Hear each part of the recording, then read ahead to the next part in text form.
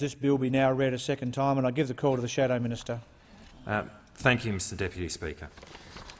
The government comes to the opposition in relation to this legislation seeking bipartisanship and support. And we will give that bipartisanship and we will give that support, even though the fundamental bipartisanship around this issue, which had been in place for most of the history of this country since Federation, was fractured by the coalition in the way that it handled the boarding of the Tampa, in the lead-up to the 2001 election, in the way in which it argued that case. When John Howard said, and I quote, "We decide who comes to this country and the circumstances in which they come," a statement which pushed a red-hot button and became a rallying call for the darker angels of humanity. That was the moment at which bipartisanship in this country around a matter of enormous complexity was fractured in a way which has yet to be resolved. But we give our bipartisanship today notwithstanding that. And we give our bipartisanship notwithstanding that in speech, after John Howard made that statement, there was reference to asylum seekers as being illegals, as if they are the problem, as if in some sense these are people who mean to do us harm, who are seeking in a way to come to this country and invade, and yet everyone knows that those who seek asylum, who flee persecution, are the most vulnerable people that are in the world today. The government comes and seeks bipartisanship even though, during the time of the Rudd-Gillard governments, we saw time and again the then Shadow Minister relentlessly pursue this matter in the most political of ways, referring to the dedicated and the dangerous work of our defence personnel, of our customs personnel on the Timor Sea as being equivalent to a taxi service. The government comes to us seeking bipartisanship and we will give it, even though throughout the period of the Abbott government we have seen question time after question time the government beat its chest and point to a political scoreboard which is actually about the lives of people, lives of the most downtrodden, seeking to leverage human misery to pursue a political result. The government comes to us seeking bipartisanship and we will give it because this is a profoundly complex and difficult issue.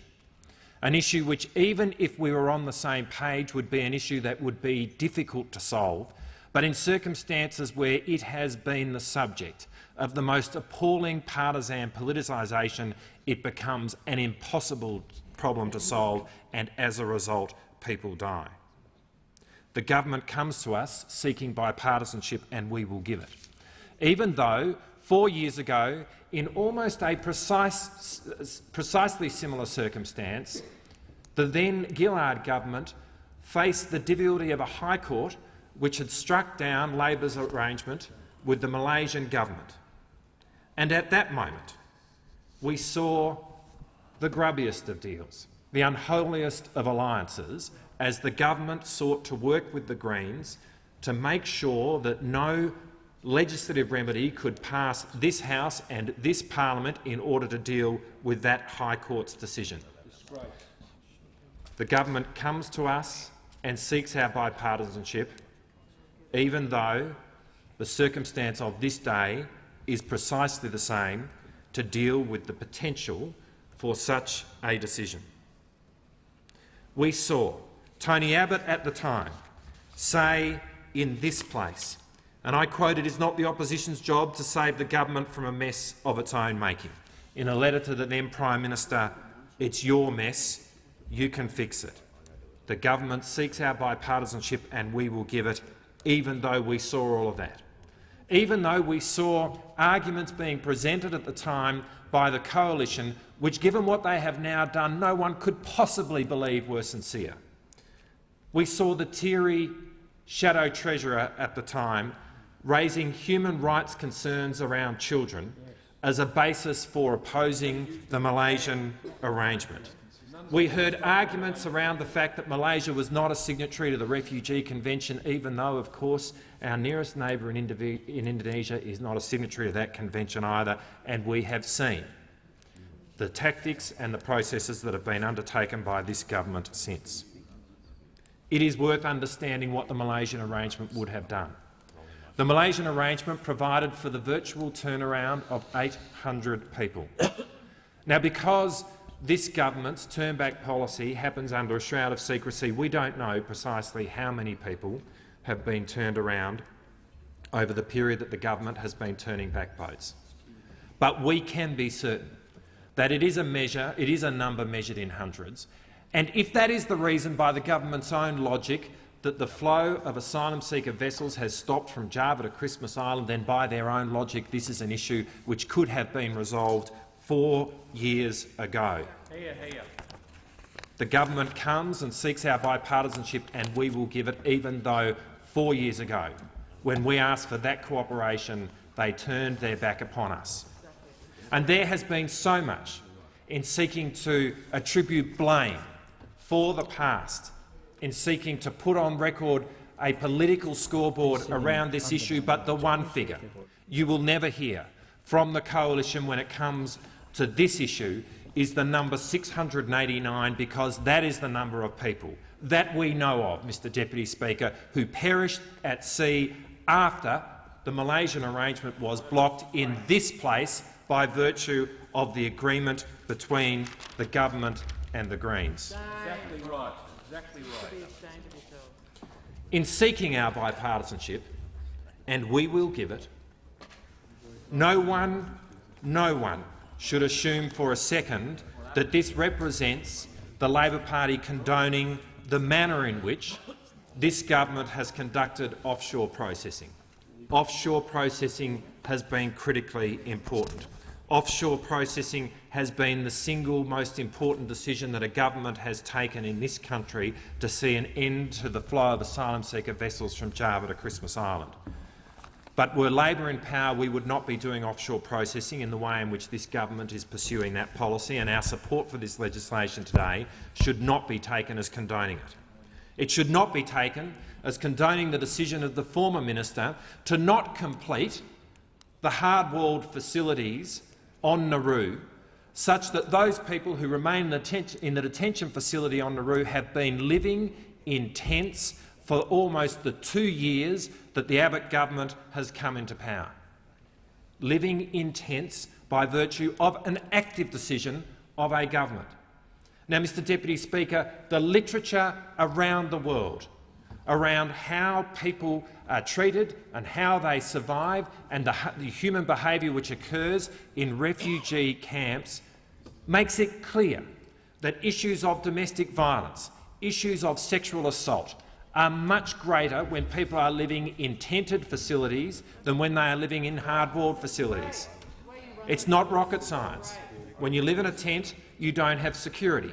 When you live in a tent, you don't have privacy. And all of that literature was at the hands of this government when they made the decision not to construct buildings on Nauru, or not to finish the construction of the buildings on Nauru, and to keep people living in tents. Now, for me, Mr Deputy Speaker, having that information at hand when that decision was made means that everything that has flowed since, that we have seen reported in the Moss Review, is conduct and behaviour which this government absolutely knew would flow from the decisions that it took. We would not, in supporting this legislation, be seen to condone the fact that until the beginning of this month we have seen the most substandard medical facilities on the Manus Island detention facility. Substandard medical facilities which saw a man, Mr Hamid Karzai, managed to contract septicemia, not be resolved, and him pass away in a hospital in Brisbane. Not until his death do we see medical facilities being built which are now coming into effect as of this month. The fact that we are supporting this legislation should not be seen as any kind of absolution that you will never hear from this government. The phrase that people in our facilities that are funded by Australian facilities that are funded by Australia should be in those facilities in a manner which is safe, dignified and humane. That is not a phrase which ever passes the lips of this government. But what we do see is an offshore processing network which has been conducted in a shroud of secrecy. A shroud of secrecy which has left the fate of 2,000 people out of sight, out of mind and unresolved. Unresolved, Mr Deputy Speaker. The government sits here today without any clear sense whatsoever about what the ultimate fate of those 2,000 people will be. Mr Deputy Speaker, we supported offshore processing because offshore processing, as I said, was the most important step that any government has taken in seeing a reduction in the flow of asylum seeker vessels from Java to Christmas Island. And we absolutely stand with resolution in ensuring that that journey will never be reopened again. Labor in government made mistakes, and we have absolutely acknowledged that since the beginning of our time in opposition. With the benefit of hindsight, it would have been better if offshore processing had not have been closed. We made this acknowledgement, and we did so because we believed, and we did so more than a year ago, I might say, and we did so because we believed that this is an issue of such import that we need both sides of politics to come forward to work out where, as a country, we have gone wrong and how we can move together down a path to make sure that we get it right. Because the fact of the matter is, and people need to understand this, that what characterises the journey between Java and Christmas Island are criminal syndicates of people smugglers who prey upon the most vulnerable. And in the process of preying upon the most vulnerable, we have seen people die in their hundreds and ultimately their thousands, and that has to stop. And that it has stopped is an unambiguously good thing, something which we in opposition support, and we will never be a party to seeing that start again, because there is nothing moral at all about supporting policies which would see people smugglers put back into business and prey upon those vulnerable and in turn see those vulnerable die. In ensuring that that never happens again, we stand from a position of compassion. But in articulating that principle, we should not be seen, as I think the government is seen, that closing of the journey for the government is a central piece of an architecture which is basically about turning our back as a nation on the world's problems. That is not how Labor views this issue. Labor sees that the world is going through the biggest humanitarian crisis since the Second World War. There are more displaced people, more asylum seekers, more refugees on the planet today than there has been at any time since the Second World War, and it is Labor's view that we need to be more engaged on that issue than we have ever been before, befitting a modern and civilised nation, befitting a modern and civilised nation which at its best has a multicultural society which is genuinely the envy of the world. A multicultural society which sees that the very heritage of people that they bring to this country enriches us as a nation, but importantly becomes a very incident of what it is to be an Australian. That it is possible to bring your heritage here, for that to become a part of who we are, and that defines what modern Australia is. This is a debate, Mr Deputy Speaker, since 2001, which in our view has torn at the very fabric of that idea, torn at the very fabric of a modern multicultural society, and Mr Deputy Speaker, we need to move beyond it. We need to move beyond it and take the politics out of it. Acknowledge where mistakes have been made, but work together.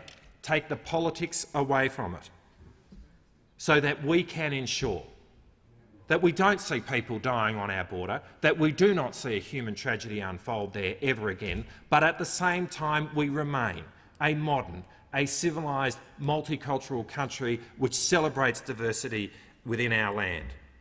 And so on that basis, Mr Deputy Speaker, the government comes to us seeking bipartisanship, and we will give it, because we know that the only way there is going to be an enduring resolution to not seeing asylum seeker vessels come from Java to Christmas Island is if there is bipartisanship. And the only way we are going to be able to promote the multicultural modern Australia that we would want is if there is bipartisanship, and it is Labor who will bring bipartisanship to this table. I thank the member for his contribution. The question